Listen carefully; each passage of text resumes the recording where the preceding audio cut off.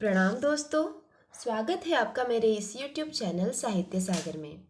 दोस्तों, आज मैं आपके लिए लेकर आई हूँ शिवानी जी की लिखी कहानी सती। गाड़ी ठसाठस भरी थी।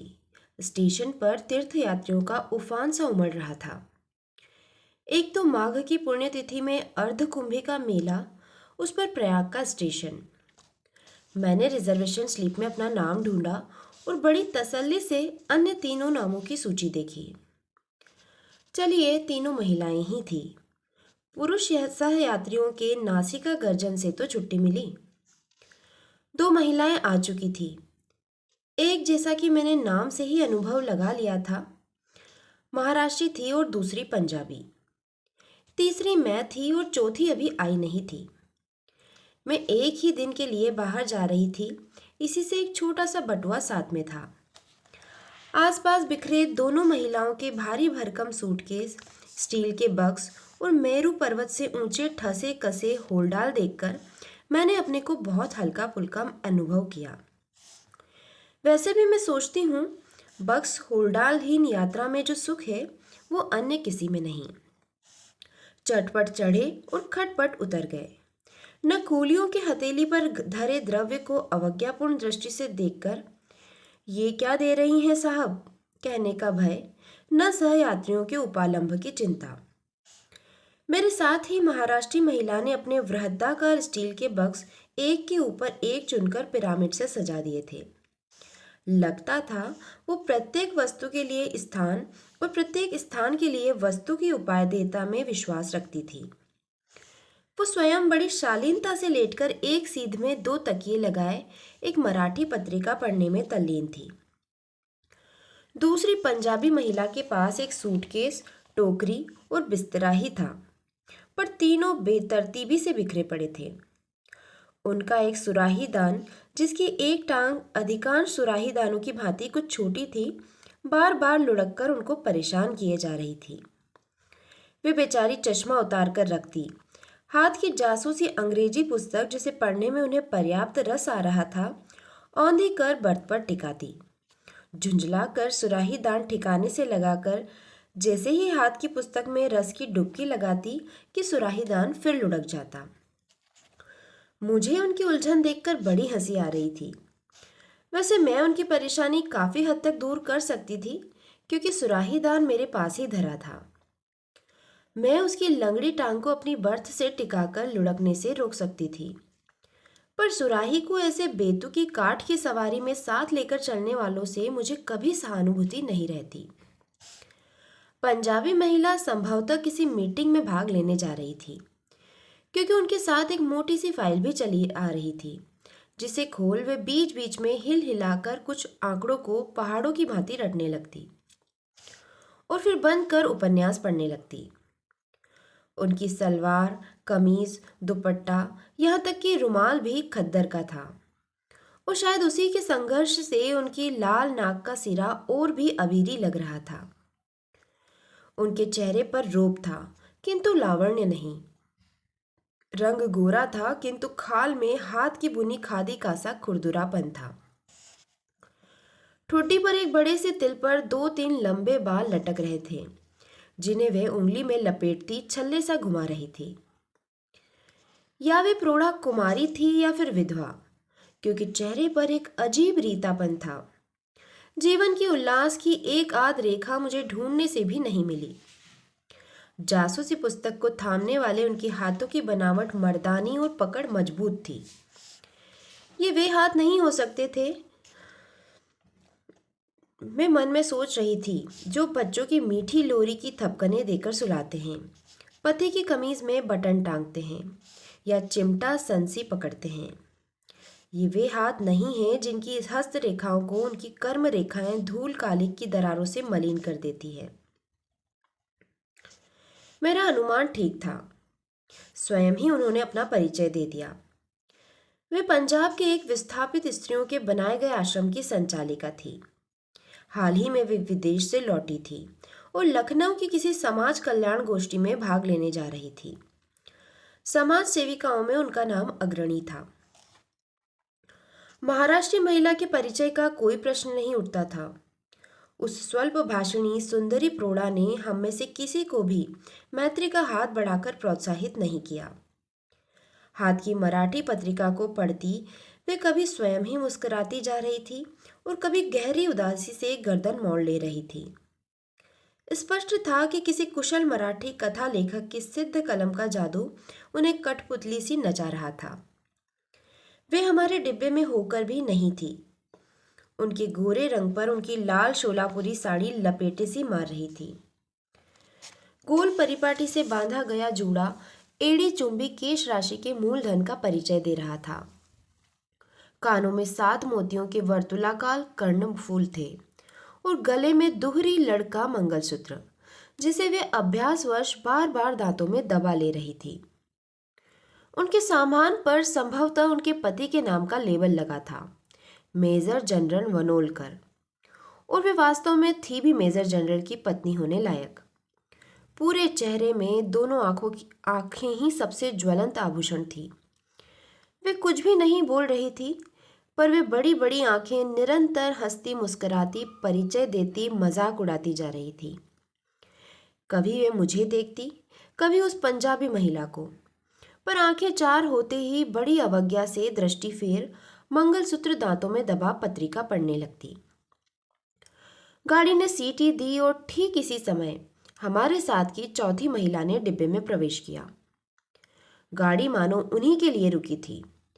डांट डपट की फुफकारे छोड़ती गाड़ी चली और उसी धक्के के साथ वह महिला फद्द से सीट पर लुढ़क पड़ी। उनके हाथ में बेंत की बनी एक छोटी सी टोकरी थी और काख में चौकोर बटुआ दबा था। उफ, लगता था गाड़ी छूट ही जाएगी। बाप रे बाप, कैसी दौड़ लगानी पड़ी। मैं उन्हें देखती ही रह गई। समाज सेविका ने जासूसी उपन्यास बंद कर दिया। मराठी मोनालिसा ने चश्मा उतारकर हाथ में ले लिया और बैठ गई।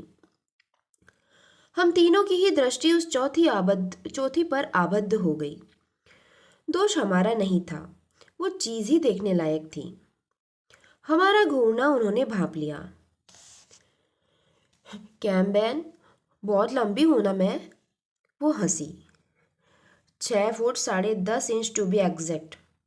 शायद भारत की सबसे लंबी नारी। चलिए, अच्छा है कि इस डिब्बे में आज हम चारों महिलाएं ही हैं, नहीं तो मुए पुरुष भी मुझे घूरते। फिर वे दनादन हमारा इंटरव्यू लेने लगी। पहला प्रहार मुझ पर ही हुआ। समाज सेविका ने ठक ठक कर 2-3 रूखे उत्तरों के चांटे धर दिए।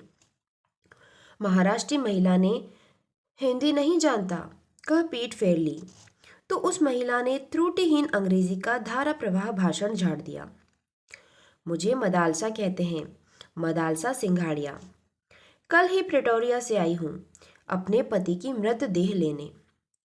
मैं चौंक गई। समाज सेविका ने अपने रूखे व्यवहार पर लज्जित होकर चट आगे बढ़ उसके दोनों हाथ थाम लिए।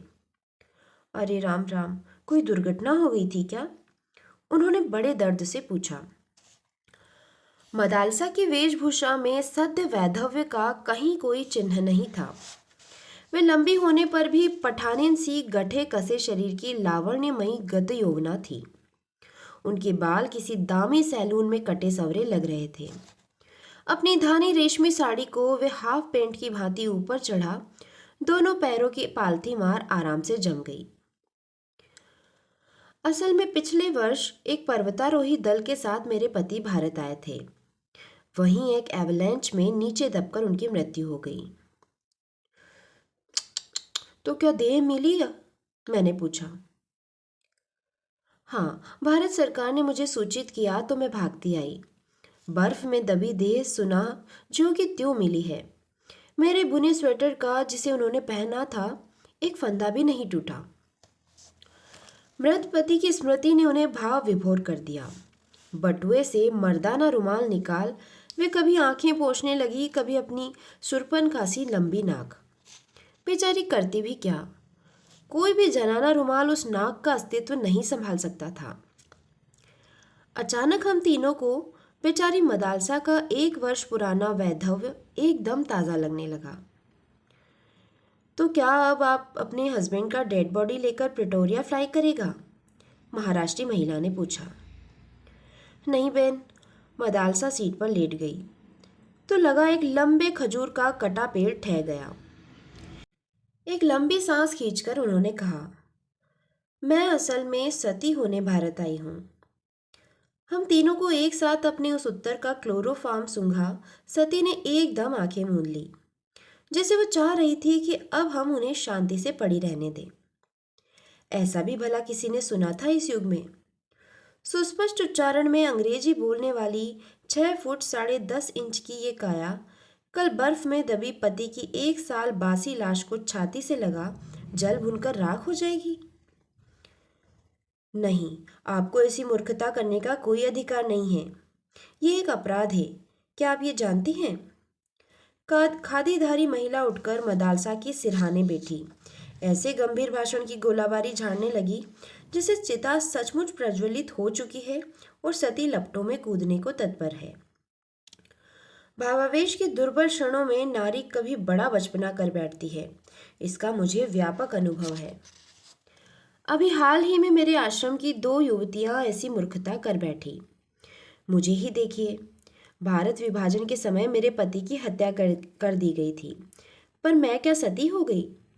सिली सेंटीमेंट।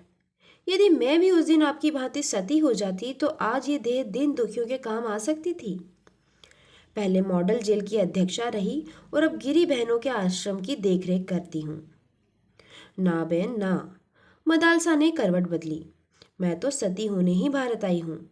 हाय मेरा नील रतन, नीलू डार्लिंग, कह वह फिर मर्दाने रुमाल में मुंह छिपाकर सिसकने लगी। आप चाहें तो मैं आपके साथ चल सकती हूँ। आपके पति के अंतिम संस्कार में सहायता कर आपको अपने आश्रम में ले चलूंगी। समाज सेविका ने अपने उदार प्रस्ताव का चुग्गा डालकर मदालसा को रिझाने की चेष्टा की। मदालसा बड़ी उदासी से हंसी। धन्यवाद बेन, पर ब्रह्मा भी अब मुझे अपने निश्चय से नहीं डिगा सकते। ये रोग हमारे खानदान में चला आ रहा है। मेरी परनानी तो राजा राम मोहन राय और सर विलियम बेंटिक को भी किस्सा देकर सती हो गई थी। और नानी के लिए तो लोग कहते हैं कि नाना जी की मृतदेह गोद में लेकर चिता में बैठते ही स्वयं चिता धू धू कर जल उठी थी। फिर मेरी माँ और अब मैं। खैर हटाइए भी, पता नहीं किस धुन में आकर आप लोगों से कह गई। I should not have told you. मुझे आपसे नहीं कहना चाहिए था। चलिए हाथ मुंह धोकर खाना खा लिया जाए। क्यों, क्या ख्याल है? उन्होंने अपनी कदली स्तंभ सी जंघाओं पर दोनों हाथों से त्रिताल का टुकड़ा सा बजाया। हम तीनों को एक बार फिर आश्चर्य उदिधि में गोता लगाने को छोड़ वे टोकरी से एक स्वच्छ तौलिया साबुन निकाल गूसल खाने में घुस गई। उनके जाते ही हम तीनों परम मैत्री की एक डोर से गुद गए। अजीब औरत है। क्या आप सोचती हैं कि सचमुच सती होने जा रही है? मैंने मराठी महिला से पूछा। देखिए, मरने वाला कभी ढिंढोरा पिटकर नहीं मरता, वो हंसकर बोली। हमको तो इसका एक स्क्रू ढीला लगता है। उन्होंने अपने माथे की ओर उंगली घुमाई। इस जमाने में ऐसे सती फती कोई नहीं होता। क्षमा कीजिएगा, खादीधारी महिला बड़ी गंभीरता से बोली। मुझे औरतों का अनुभव आप दोनों से अधिक है। मैं ऐसी भावुक प्रवृत्ति की भोली औरतों को चेहरा देखते ही पहचान लेती हूँ। आंखें नहीं देखी आपने? कितनी निष्पाप, पवित्र और उदार है। मुझे पक्का विश्वास है कि प्रति की मृतदेह देखते ही यह वही मूर्खता कर बैठेगी जिसका ये खुलेआम ऐलान कर रही है। लगता है मुझे अपना प्रोग्राम कैंसिल कर इसके साथ पुलिस को खबर देनी होगी, तभी इसे बचाया जा सकता है। इतने में ही मदालसा हाथ मुंह धोकर ताज़ा चेहरा लिए आ गई। मेलगाड़ी वन ग्राम नदी नाले पुल कूदती फांदती सर्राटे से भागी जा रही थी। मदालसा ने अपनी टोकरी खोलकर नाश्ता दान निकाल लिया। जैसे खरबूजे को देखकर खरबूजा रंग पकड़ता है, ऐसे ही एक यात्री को खाते देख दूसरे सहयात्री को भी भूख लग जाती है। क्षण भर में सती प्रथा पर चल रही बहस कपूर धुएं की भांति उड़ गई और चटाचट नाश्तेदान खुलने लगे। आइए ना, एक साथ बैठकर खाया जाए, मदालसा ने कहा और बड़े यत्न से स्वच्छ नैपकिन बिछा छोटे छोटे स्टील के कटोरदान सजाने लगी। धन्यवाद, मैंने कहा, पर हमारे साथ भी तो खाना है, इसे कौन खाएगा? वाह जी वाह, उसे हम खाएंगी। ईश्वर ने ये 6 फुट 10.5 इंच दूर आखिर बनाया किस लिए है? उनकी भुवन मोहिनी हंसी ने हमें पराजित कर दिया। वैसे भी हम तीनों ने एक दूसरी को काक दृष्टि से सती के घृत पकवान को आंखों ही आंखों में घूरते चखते पकड़ भी लिया था। सुनहरी मोयनदार कचौड़ियाँ थी, मसालों की गहरी परत में डूबी सब्जियाँ थी, रायता था, चटनी थी और थे ठास ठास कर बांधे गए मेवा जड़े बूंदी के लड्डू। ये तो सफर का खाना नहीं, अच्छा खासा विवाह भोज है। समाज सेविका की आंखों से लार टपक रही थी। बड़ा हैवी खाना लेकर चली है आप, उन्होंने कहा और कचौड़ियों पर टूट पड़ी। हम तीनों के पास भारतीय रेल यात्रियों के साथ युग युगांतर से चली आ रही वही पूरी तरकारी और आम के अचार की फांके थी। अपना खाना खाया ही किसने? मदालसा के स्वादिष्ट भोजन को चटकारे ले लेकर हम तीनों ने साफ कर दिया। उधर वे अकेली ही हम तीनों के नाश्ते दानों को जीभ से चाट गई थी। विधाता ने सचमुच ही उसके शरीर के दुर्ग में असीम गोला बारूद भरने के लिए अनेक कोष्ठ प्रकोष्ठों की रचना की थी। महातृप्ति के कई तार और मंद्र सप्तक के डकार लेकर हाथ मुंह धो मदालसा ने टोकरी में से एक मस्जिद के गुंबद के आकार का पानदान निकाला। ये मेरे नीलू ने मुझे बगदाद से लाकर भेंट किया था। उसे पान बहुत पसंद थे। इसी से एक ढोली मगही पान और यह पानदान लेकर ही कल चिता में उतरूंगी। इसी शहीदाना अदा से हम तीनों को घायल कर उन्होंने केवड़ा, इलायची और मेनपुरी सुपारी से ठसा बीड़ा थमाया। सती प्रथा पर फिर जोरदार बहस छिड़ गई। हाय, मेरे अंतिम सफर की प्यारी साथिनो, तुम अब हमें नहीं रोक सकती। मदानसा लेट गई और बड़ी सधी आवाज में गाने लगी। न जानियो जानकी नाथे सवारेशु थवानु छे। समझी इसका अर्थ? उन्होंने हंसकर मुझसे पूछा। जानकी नाथ भी ये नहीं जान सके थे कि सुबह क्या होगा। अब मुझे लगता है कि उस गुजराती पद की व्याख्या उन्होंने संभवतः हमारे हित में ही की थी। चलो जी, अब सो जाओ सब। आज इस पृथ्वी पर मेरी यह अंतिम निंद्रा है बहन। बहस व्यर्थ है। चलो गुड नाइट और बहुत प्यारे प्यारे सपने दिखे तुम तीनों को। सचमुच ही उसकी शुभकामनाओं ने जादू का असर किया। ऐसी नींद तो पहले कभी नहीं आई थी। और सपने? कभी लगता जगमगाते आभूषणों के ढेर में गोते खा रही हूँ। हीरे के हारों से गर्दन टूटी जा रही है। बाजूबंद अंगूठियों के भार से हड्डियां खिसकी जा रही है। और साड़ियाँ? क्या क्या रंग है, कैसा चिकना रेशम है। साड़ियों के विशाल उद्धि में रंगीन कीमती साड़ियों की तरंगे रह रहकर उठ रही है। इससे प्यारे सपने और क्या दिख सकते थे? पर सपनों का अंत भी समुद्र के ज्वार भाटे की ही भांति हुआ। वास्तविकता की अंतिम तरंग ने पटाख से हम तीनों की धोबी पछाड़ दी। आंखें खोली तो सती गायब थी। हाय मेरा स्टील का बक्स! मिसेस वलोनकर बर्थ से उतरते ही लड़खड़ा गई। उसमें तो मेरे विवाह का जड़ाऊ सेट था। लगता है वो सती की बच्ची हमें कुछ विष खिला गई। सिर फटा जा रहा है। उनका गला भर्रा गया। हाँ, ठीक ही तो कह रही थी। मुझे कोई जैसे सावन के झूले की ऊंची ऊंची पींगे दे रहा था। पूरा डिब्बा गोल गोल घूम रहा था। पंखे के चारों ओर बल्ब, बल्ब के चारों ओर छत और छत के इर्द गिर्द कई रेशमी साड़ियाँ और भारी भारी आभूषण पहने स्वयं मैं लट्टू सी घूम रही थी। कभी जी में आ रहा था जोर जोर से हंसूं, कभी दहाड़े मारकर रोने को तड़प रही थी। बहुत पहले एक बार भाभी ने भंग खिलाकर ऐसी ही व्यवस्था कर दी थी। सुना गया है कि कुकुर मुत्तों को पीसकर बनाया विष भी ऐसे ही मीठे सपने दिखाता है। उनको खाते ही गहरी नींद आ जाती है, जो कभी कभी दिनों तक नहीं टूटती। मीठे सपने दिखा सजग मनुष्य को अर्ध विक्षिप्त सा कर देने वाला यह अवश्य वही विष होगा। समाज सेविका दोनों हाथों से सिर थामे बिलख रही थी। हाय, मैं तो लुट गई। मेरे सूटकेस में आश्रम का 10,000 रुपया था। और मैं? सहसा गोल गोल घूमते रेल के डिब्बे में गोल घूमते मेरे दिमाग ने मुझे सूचित किया, तुम्हारा बटुआ ले गई बटुआ।